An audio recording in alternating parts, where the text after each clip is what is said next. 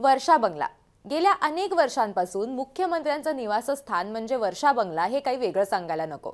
लहान मुलांपासून मोठ्यांपर्यंत सगळ्यांनाच हे माहिती आहे। मागील 2.5 वर्षाच्या महायुतीच्या सरकारमध्ये मुख्यमंत्री म्हणून एकनाथ शिंदे इथे राहत होते। आता एकनाथ शिंदे हे उपमुख्यमंत्री झाले, त्यामुळे त्यांना हा बंगला सोडावा लागला। मुख्यमंत्री म्हणून वर्षा निवासस्थान हे देवेंद्र फडणवीस यांना मिळालं। याच वर्षा बंगल्याला परंपरेनुसार मुख्यमंत्र्यांचं निवासस्थान म्हणून एक वेगळा वारसा आहे।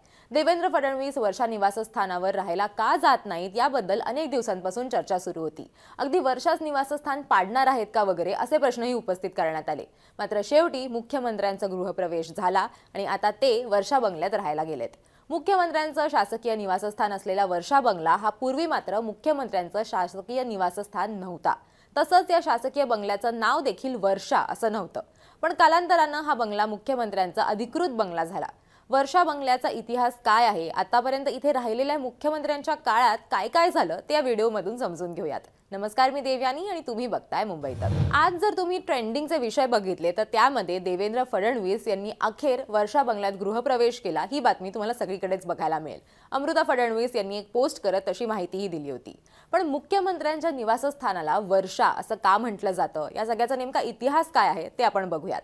मुख्यमंत्र्यांच्या शासकीय बंगल्याला वर्षा नाव पडायला एक जुना इतिहास आहे। इंग्रजांच्या काळात मलबार हिल परिसरात अनेक देखण्या वास्तू उभ्या राहिल्या।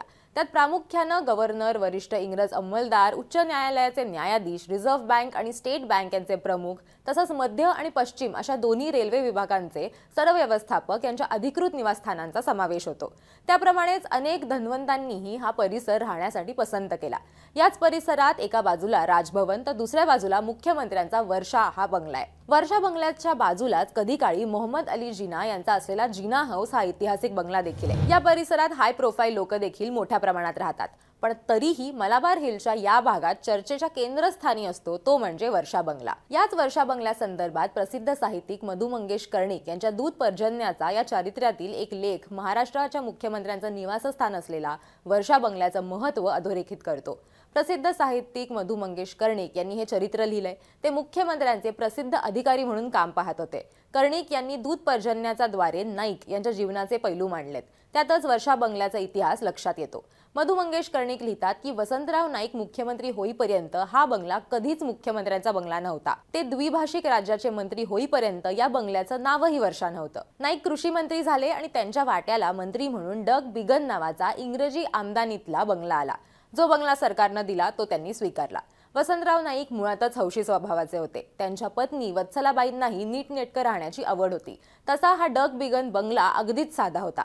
बैठी बांधणी, सगळीकडून मोकळे दरवाजे आणि खासगीपणा तर अजिबात नाही। वत्सलाबाईंना क्षणभर असं वाटलं की सर्वांनी नाकारलेला हा बंगला आपल्या वाट्याला तर नाही ना आला, असं त्यांना वाटलं आणि शेजारचा जो सह्याद्री बंगला होता त्याच्या भव्यतेचं कौतुकही त्यांना वाटलं। यावर वसंतराव नाईक म्हणाले की छान आहे हे घर, याला घरंदाजपणा आहे। वर्षा बंगल्यामध्ये औपचारिकता नव्हती, त्याला घराचा मोकळेपणा होता।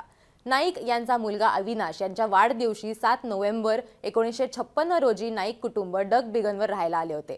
नाईक यांचा पाऊस हा अत्यंत जिव्हाळ्याचा विषय होता, त्यामुळे आल्या दिवशीच नाईक यांनी डग बिगनचं नामांतर करून वर्षा असं केलं। मुख्यमंत्री दादासाहेब कन्नमवार यांच्या अकस्मात निधनानंतर नाईक यांच्यावर राज्याची जबाबदारी आली। 5 डिसेंबर 1963 रोजी त्यांनी पुन्हा एकदा मंत्रिपदाची शपथ घेतली। मंत्रिमंडळातील सहकाऱ्यांबरोबर पहिली बैठक संपवून नाईक वर्षा बंगल्यावर आले। तेव्हा त्यांचे मोठे बंधू बाबासाहेब त्यांची वाट पाहत होते। ते म्हणाले की शेवटी या वर्षा बंगल्यालाच मुख्यमंत्र्यांचा बंगला म्हणून नावलौकिक मिळणार असं दिसतं। वत्सलाबाईंच्या मनात वर्षा बंगल्यात बऱ्याच सुधारणा करायच्या होत्या, पण नाईक यांचा सौम्य विरोध होता।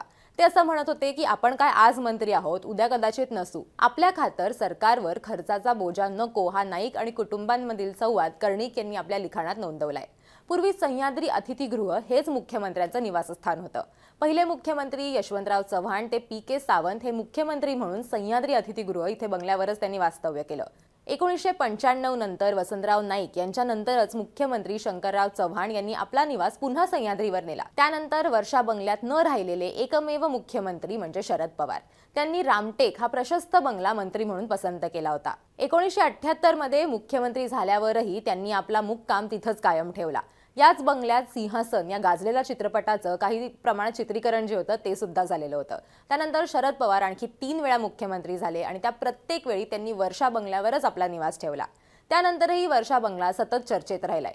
शरद पवार यांच्याप्रमाणे वसंतदादा पाटील 4 वेळा मुख्यमंत्री झाले, पण त्या दोघांना सुद्धा त्यांचा जो कार्यकाळ होता तो पूर्ण करता आला नाही. 1980 मध्ये अब्दुल रहमान अंतुले मुख्यमंत्री झाले आणि तेही वर्षावर वास्तव्यासाठी आले.